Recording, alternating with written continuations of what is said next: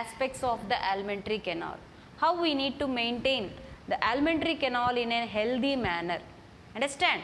So generally our alimentary canal or digestive system, it works well though we take different kinds of food materials. But sometimes, occasionally, when we dump various varieties of food materials in our alimentary canal, it rebels and completely fail to digest the food materials. At that time, our digestive system reject the food materials which entered into our system. Then it leads to indigestion problem and leads to vomiting. So now let us discuss about what is vomiting, what is meant by it. So why we get vomiting? Let us discuss. Here vomiting is nothing but it is a body's method of ridding of unwanted or harmful substances from our system. So what is vomiting? It is a process. It is a process of ridding. What is meant by ridding? Out of unwanted or harmful substances. Ridding means sending out, throwing out of unwanted substances. Unwanted or harmful substances from the body. So this method is called as a vomiting. To know why we get vomiting is generally the vomiting is due to the reverse peristaltic movement of the stomach and esophagus.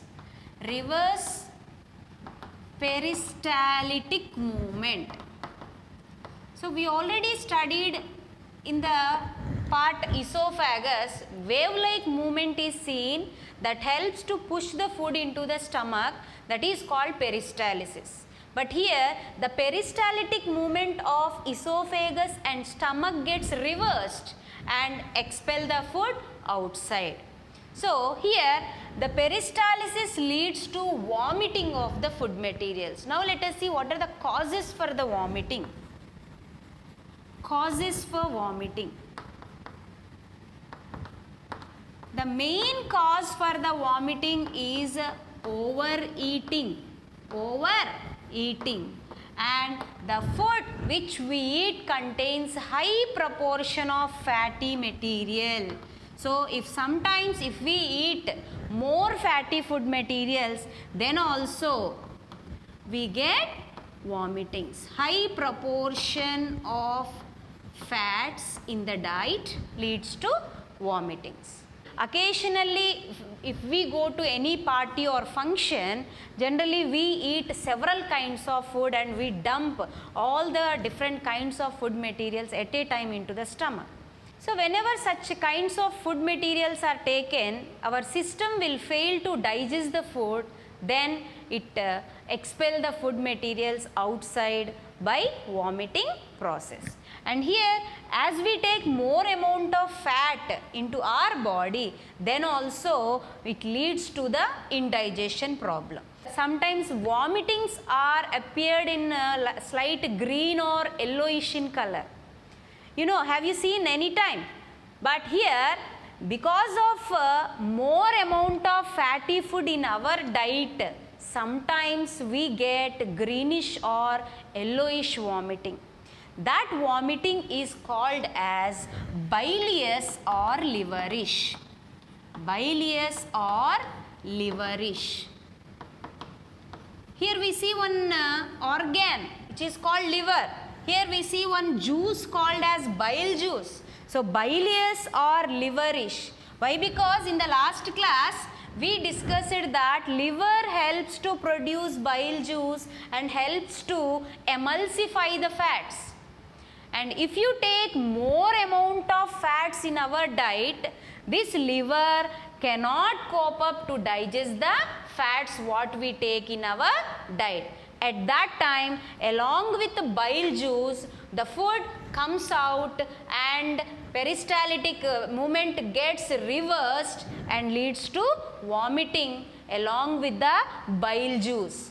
That condition is called as bilious or liverish. What is meant by bilious or liverish? It means greenish or yellowish vomiting. Greenish or yellowish vomiting is called as bilious or liverish. Why we get this? If we take high proportion of fat over a long period of time, we get this type of vomiting. What are the measures we need to take to avoid this indigestion problem? So indigestion is a common term we use when there is a problem in the digestion process. So to avoid such problem in the process of digestion, generally people follow certain measures. Now let us see what are those measures to avoid indigestion problem. What is the first one? Having simple and balanced diet. Simple and balanced diet. What is meant by balanced diet? The diet that consists of all the required nutrients in a sufficient quantity, which are required by the body. And next, eating them in a leisure manner. So whatever the food we take, eating them in a leisure manner. We should not take our food hurry-burry. In a leisure manner we should eat them. And next, thorough mastication. Thoroughly masticate the food. We should masticate or chew the food thoroughly. And next, avoid violent exercise. Avoid violent or severe exercise soon after meals. Soon after eating meals. Understand? If we do the vigorous exercise or violent exercise soon after eating, our system is filled with food and leads to the damaging of the walls of the alimentary canal. And next, drinking plenty of water. So we should drink plenty of water and we should eat plenty of roughages. Drinking plenty of water and having roughages or fibers in our diet. So plenty of roughages taking leads to the proper digestion of the food materials. Plenty of water and roughages helps in proper bowel movement. Bowel movement. What is meant by bowel movement?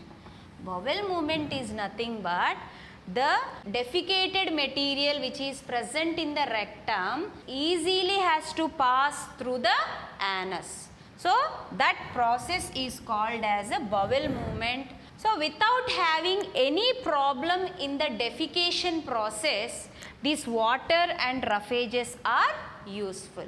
These are the steps we need to follow to avoid the problem related to digestion process. And more serious form of indigestion problem are due to stomach and duodenal ulcers. What are they? Stomach and duodenal ulcers. What is meant by ulcer? Ulcer is nothing but a wound which is formed in the inner walls of the alimentary canal. And these are the two serious forms of indigestion problems. Why do we get this type of stomach and duodenal ulcers? Why? Because the people who are very tensed up and who are rushing from one activity to another activity in a fast manner, who take the meals in a hurry way, overeating of the food in a hurry way, these type of people will more often get these type of stomach and duodenal ulcers. And these ulcers will not be seen more often in the people, those who are cool and those who are not tensed up, and those who work in a slower pace. Such people will not get these ulcers in more often way. Though the people are very cool, there is no tension in those people, there is no stress, even though some people get ulcers. That ulcers are due to certain bacteria that enters into our digestive tract. Such bacteria that is called as Helicobacter pylori. The bacteria which causes ulcer. Such ulcers are called as peptic ulcers. Peptic ulcers. So, though we feel stress, we get ulcers. Though we are in a slower pace and though we are in relaxed phase, sometimes we get ulcers because of this bacteria that enters into our digestive tract. So, that is called Helicobacter pylori. So, the peptic ulcers also more serious form of indigestion problems. For proper functioning of our life activities or life processes, food is essential. It is not only essential to intake our food materials, but also it is very important for the digestion of the food and for the absorption and assimilation of the food, and even digestion of food also takes an important role for the healthy life processes. So, here for digestion of the food, for easy and normal digestion or defecation of the food materials, rich fibers are to be required, and that fibers avoid constipation problem. What is constipation problem? The constipation problem is the one in which there is no free bowel movement from the digestive tract. So, to avoid that problem, we need to take more amount of fibers or roughages. So, based on these points, we need to understand how healthily we need to maintain our digestive tract. Now, let us know about the diseases due to malnutrition. Okay. So, generally food is a very important resource to maintain our biological activities or life processes in a proper manner. Now, let us go through the balanced diet. So, what is balanced diet? The diet what we take that should contain all the required nutrients in a proper amount. So, what are the nutrients we require to maintain normal health of our body? Here, the balanced diet should contain the nutrients like carbohydrates. Already we know that what are the different nutrients which are present in the food. So, carbohydrates, proteins, fats, minerals, vitamins, water content, fiber. So, all these nutrients should be in a proper manner in our diet. So, that diet we call it as a balanced diet. So, here throughout the world, 2/3 of the population, 2/3 of the world population are suffering due to diseases related to the food materials. Some people, they don't have sufficient nutrients in their diet, and some people, they have more nutrients in their diet and leads to several diseases related to the nutrition. Now, let us go through what are that diseases which are related to our nutrition and what are the nutrients which are lagging in their diet, and if any of the nutrients are lagging in their diet, what type of diseases may affect to that persons, let us discuss. So, any type of food, if that does not have any one of the nutrient or many nutrients in their required quantity, then that type of nutrition we call it as a malnutrition. If we take all the nutrients in a required manner, we call it as a balanced diet. If you take balanced diet, we will be healthy. But if you don't have a balanced diet, that means if any one of these components are lagging or if they are not in a proper amount, then it leads to the problem called as a malnutrition. Now, let us go through what are the types of malnutrition and what are the diseases if we get any type of malnutrition. Now let us know about the malnutrition definition. So the people who take the diet that does not have one nutrient or more than one nutrient in a required amount. In a required amount. If in a required amount, if any of the nutrient or more than one nutrient is lack in the food material, then that person face this malnutrition problem. Basically, what are the reasons for the malnutrition problems? So, the reasons are, one is poor health. So, if health aspect of the person is not good, then we face malnutrition problem. And then willful starvation. Wantedly, if you want to avoid the food materials, that is called willful starvation in the name of dieting, and in some other ways the people don't want to take the food materials. That is nothing but willful starvation. And then socio-economic problems.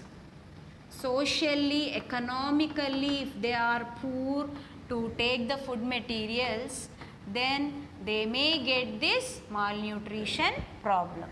And also lack of awareness about nutritional habits. Lack of awareness.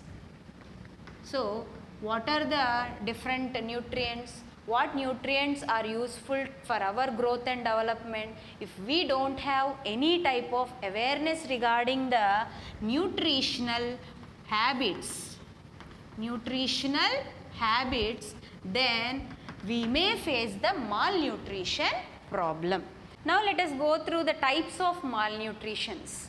So basically we discuss the three types of malnutritions here. One is calorie malnutrition. Calorie malnutrition.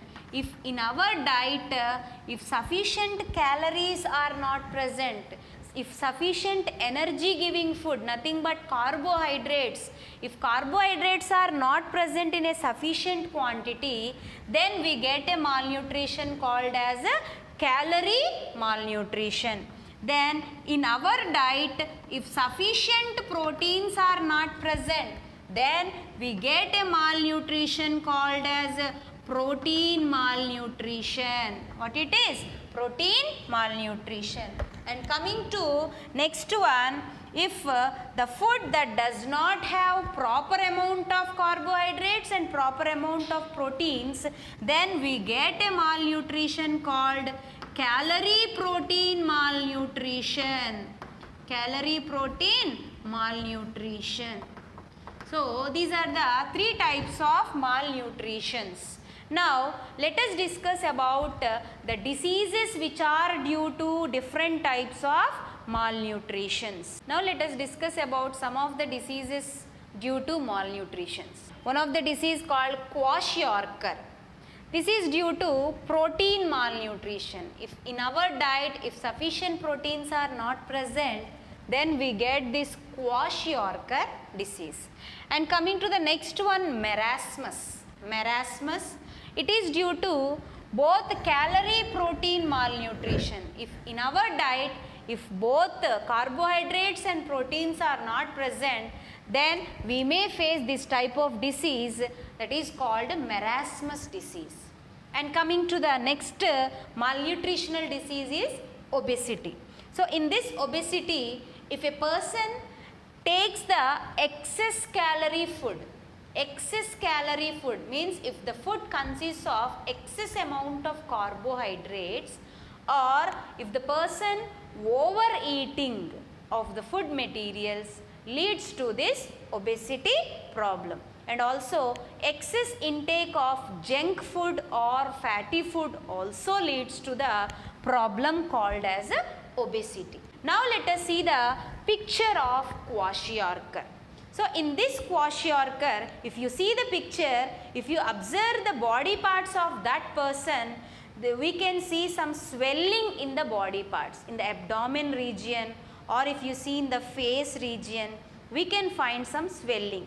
So here the main symptom of this Kwashiorkor disease is the swelling of body parts due to accumulation of water. Due to accumulation of water content in the intercellular spaces of the body, it leads to swelling of body parts. Here the kwashiorkor is a protein malnutritional disease. That's why as there are no proteins in our diet, we cannot improve or we cannot develop our muscles. So here in this person, poor muscle development can be seen, and also the swollen legs we can observe in this person. The swollen limbs or legs. Limbs means both hands and legs, and also poor muscle development and swollen limbs, difficulty to eat. These people, they feel very difficulty to eat. Diarrhea problem. Diarrhea means loss of water in the form of motions or vomitings. They lose their water content in the body by diarrhea and dry skin. So these are the different symptoms which we see in the person who is suffering with kwashiorkor. And next coming to marasmus. You see the picture ma, all of you. In this picture if you observe, the person looks very weak and lean and poor muscle development. In this person, the person, they will not have any calories or carbohydrates in their diet to give energy, and they don't have any proteins in their diet for the muscle development. That's why due to the lack of carbohydrates, they won't get energy, and due to lack of proteins, they can't develop their muscles. That's why these people looks very weak and lean, swollen joints. So the joints of the limbs, both hands and legs, appears swollen, and also poor muscle development and diarrhea and dry skin are the symptoms which we see in this marasmus affecting people. Generally, this marasmus problem occurs in the children, those who give birth to the repeated childbirths. So the people who give birth to the children repeatedly, those people will not get the calories and proteins in a sufficient amount from the mother. So the children will affect with this marasmus disease. And coming to the third picture, if you observe obesity. So if you observe this boy, we can see the more amount of fat accumulation we can observe. This is due to overeating or excessive intake of calories. This is very dangerous for the children. Why? Because in these people, they are very much prone to the effect of so many diseases. Suppose if the child is having more fat in their body, they may be having cholesterol in their blood and blood vessels, and that leads to blood vessel problems, and that leads to heart attacks. And also due to obesity problem, the person may get diabetes, and they may get blood pressure, and also leads to liver problems, gallbladder problems, and renal failure or kidney failure. So these are the different diseases may attack to the person who is having obesity. That's why we should maintain balanced diet without having any excess amount of nutrients in our diet. That means the diet, if we don't have the sufficient nutrients, we may get diseases, or if we have more or excess amount of nutrients, then also we get diseases like obesity problems. Now let us evaluate today's content. What is meant by vomiting? What is bilious or liverish? What measures are to be followed to avoid indigestion problems? Name some reasons for ulcers in human beings. Name the type of ulcers caused by bacteria. What is malnutrition? What are the reasons for malnutrition? What are the main types of malnutrition? What are the symptoms of kwashiorkor? What are the symptoms of marasmus?